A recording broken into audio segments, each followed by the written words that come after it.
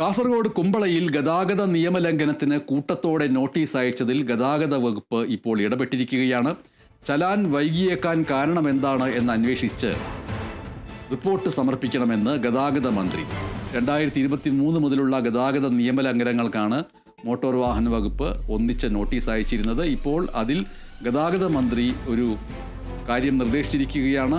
ചലാൻ വൈകി അയക്കാൻ എന്താണ് കാരണം എന്ന് അന്വേഷിച്ച് റിപ്പോർട്ട് സമർപ്പിക്കണമെന്നാണ് ഗതാഗത മന്ത്രി സൂചിപ്പിച്ചിരിക്കുന്നത്. ജോസഫ് അഗസ്റ്റിൻ ചേരുന്നു.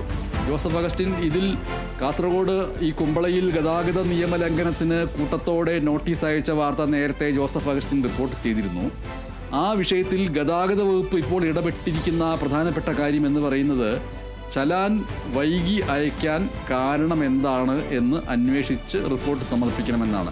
ചലാൻ വൈകി അയക്കുക എന്ന് പറഞ്ഞാൽ ഈ പറയുന്ന നിയമലംഘനം നടത്തിയെന്ന് പറയുന്ന ആളുകൾക്ക് അതുമായി ബന്ധപ്പെട്ട നോട്ടീസ് എന്തുകൊണ്ട് വൈകി അയച്ചു എന്നാണോ ചോദ്യം?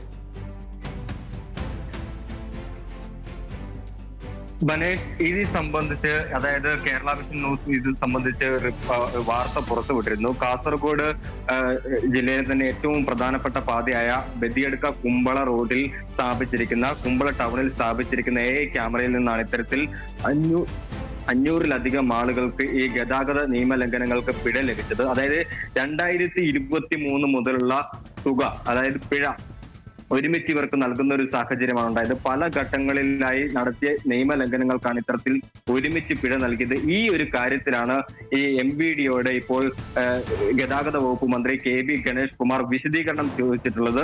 ട്രാൻസ്പോർട്ട് കമ്മീഷണറോട് ഈ വിഷയത്തിൽ എത്രയും വേഗം ഒരു റിപ്പോർട്ട് സമർപ്പിക്കാനാണ് ആവശ്യപ്പെട്ടിട്ടുള്ളത്. ബനേഷ് സൂചിപ്പിച്ചതുപോലെ തന്നെ എന്തുകൊണ്ടാണ് ഇത്രയും നാൾ ഈ ഗതാഗത നിയമലംഘനത്തിൽ ഇതിന് പിഴയടക്കാൻ വൈകിയത് എന്നുള്ള കാരണമായിരിക്കും MVDക്ക് ഇനി ഗതാഗത മന്ത്രിക്ക് മുമ്പിൽ വിശദീകരിക്കേണ്ടി വരിക.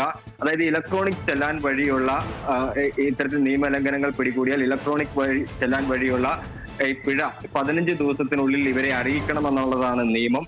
ഇത് ലംഘിക്കപ്പെടുന്ന ഒരു സാഹചര്യത്തിൽ സുപ്രീം കോടതി ഈ വിഷയത്തിൽ ഗൗരവപൂർണമായിട്ടുള്ള ഒരു ഇടപെടൽ നടത്തിയിരുന്നു. ഇതിന്റെ അടിസ്ഥാനത്തിലാണ് ഇത്തരത്തിൽ ഈ KB ഗണേഷ് കുമാർ മന്ത്രി നേരിട്ട് ഇടപെട്ട് തന്നെ ഈ ഒരു വിഷയത്തിൽ MVDക്ക് MVDയോട് റിപ്പോർട്ട് സമർപ്പിക്കാൻ ആവശ്യപ്പെട്ടുള്ളത്. എന്തായാലും 500-ലധികം പ്രദേശവാസികൾക്കാണ് ഇത്തരത്തിൽ നോട്ടീസ് ലഭിച്ചിട്ടുള്ളത്.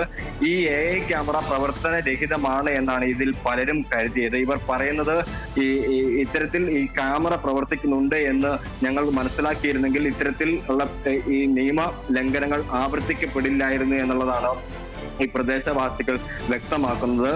പലർക്കും 50,000-നും 1,00,000-നും 10,000-നും മുകളിൽ പിഴ ലഭിച്ചവർ ഏറെയാണ്. അതുകൊണ്ട് തന്നെ ആണ് ഇവർ വാട്സപ്പ് കൂട്ടായ്മ അടക്കം രൂപീകരിച്ചുകൊണ്ട് പരാതികളുമായി മുന്നോട്ട് വരുന്ന ഒരു സാഹചര്യം ഉണ്ടായത്.